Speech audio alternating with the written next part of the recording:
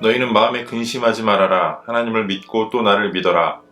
내 아버지의 집에는 있을 곳이 많다. 그렇지 않다면 내가 너희에게 있을 곳을 마련하러 간다고 너희에게 말했겠느냐.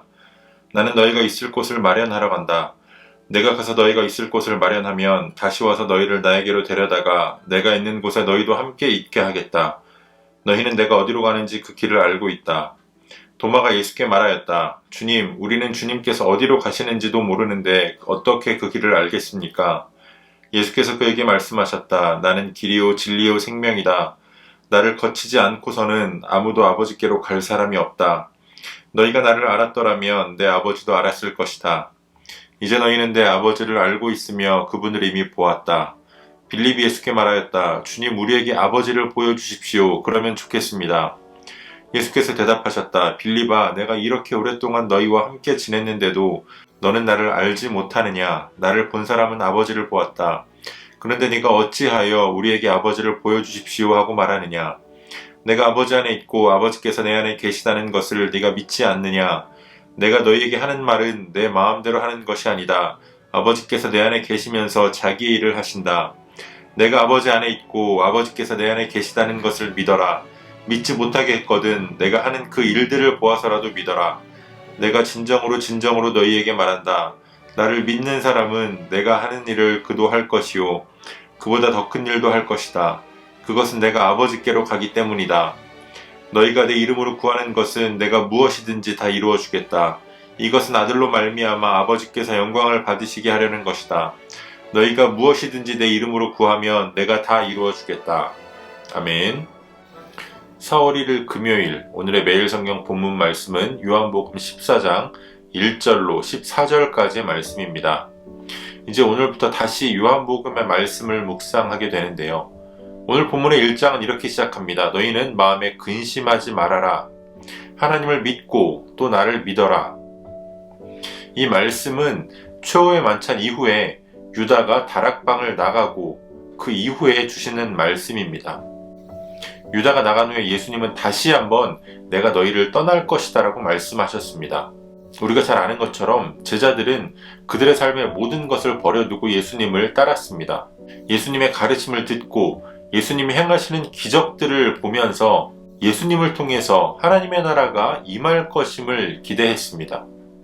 그러나 그들이 기대했던 하나님의 나라와 또 예수님이 이루시고자 했던 하나님의 나라는 조금 달랐습니다. 예수님은 반복적으로 자신이 죽게 될 것임을 말씀하셨습니다.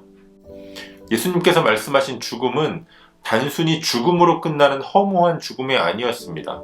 그것은 부활의 소망이 있는 죽음이었고 또 언약의 성취를 위한 죽음이었습니다. 그러나 예수님께서 그런 사실을 분명히 말씀하셨음에도 불구하고 제자들은 예수님의 부재, 예수님의 죽음에만 집중을 했습니다.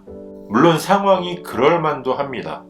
누군가는 예수님을 배신하고 예수님을 팔아 넘기겠다라고 말씀하셨고 또 유다는 다락방을 나가고 수제자인 베드로는 닭이 울기 전에 3번 예수님을 부인하리라는 말을 들었습니다. 그저 근심하지 말라라고 쉽게 말씀하기에는 근심할 것이 참 많은 밤이었습니다. 그럼에도 불구하고 예수님은 제자들에게 근심하지 말아라. 하나님을 믿고 나를 믿어라. 제발 나를 좀 믿어봐 라고 말씀하십니다. 아이들에게 자전거를 가르치던 때를 한번 되돌아보면 아이들이 처음 보조바퀴를 띄고 이 2발 자전거를 타면 상당히 무서워하거든요. 제가 뒤에서 잡아주지만 눈에 보이지 않으니까 그래도 무서운 겁니다. 그래서 계속해서 아빠 잘 잡고 있지? 아빠 꼭 잡고 있어야 돼? 이렇게 재차 확인을 합니다. 그러다가 이제 아이가 아빠가 잘 잡고 있다는 확신을 가지고 두려워하지 않고 페달을 힘껏 밟을 때에 이제 비로소 자전거를 제대로 타게 되는 겁니다. 예수님도 그렇게 자신을 믿고 근심하지 않을 수 있는 근거를 제시하십니다.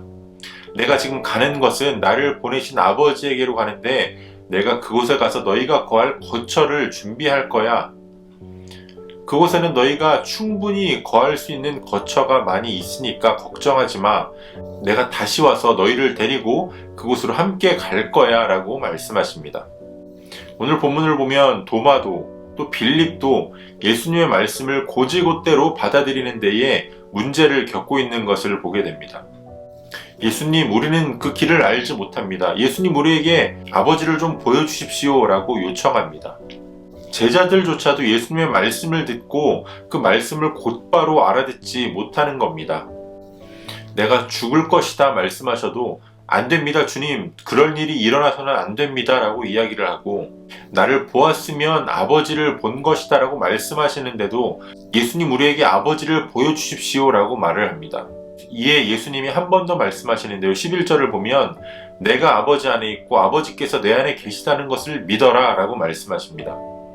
그리고 믿어지지 않는다면 내가 한 일들을 보고서라도 믿어라 말씀하십니다. 자전거를 처음 배울 때 믿고 페달을 밟아야 하는 것처럼 믿음이 있어야 1절의 말씀대로 근심하지 않을 수 있는 겁니다. 이 믿음은 결코 맹목적인 믿음이 아닙니다. 제자들은 예수님을 직접 보며 예수님께서 행하신 일들을 통해서 믿을 수 있었습니다. 우리는 우리가 믿어야 하는 모든 사실을 성경의 증거로 믿을 수 있습니다. 무엇보다 예수님께서 이 땅에 오셨고 십자가 달려서 죽으셨고 부활하셨다라는 그 사실은 성경 외에도 역사적 문헌에도 기록되어 있고 또 논리적 추론을 통해서도 우리가 알 수 있습니다. 우리는 이 예수님을 통해서 하나님께 갈 힘을 얻고 또 믿음으로 하나님께 구하면 예수님께서 응답해 주시겠다라는 약속도 받았습니다. 예수님만이 유일한 길이요 진리요 생명이십니다. 종교다원주의자들은 이 땅의 모든 종교들이 신에 대한 단편적인 이해를 가지고 있는 것이다라고 말하면서 모든 종교는 서로 통한다라고 말합니다. 그러나 예수님은, 성경은 그렇게 말하지 않습니다. 오직 예수님만이 유일한 길이고 유일한 진리이고 유일한 생명이십니다. 우리의 길이요 진리요 생명 되시는 예수님을 통해서 주시는 그 소망을 가지고 오늘도 하나님과 함께 하시는 저와 여러분 되어지기를 소원합니다. 주신 말씀을 몇 번 더 읽으시면서 하나님께서 여러분들에게 개별적으로 주시는 말씀을 묵상하시고 또 각자의 기도로 오늘의 묵상을 마치도록 하겠습니다.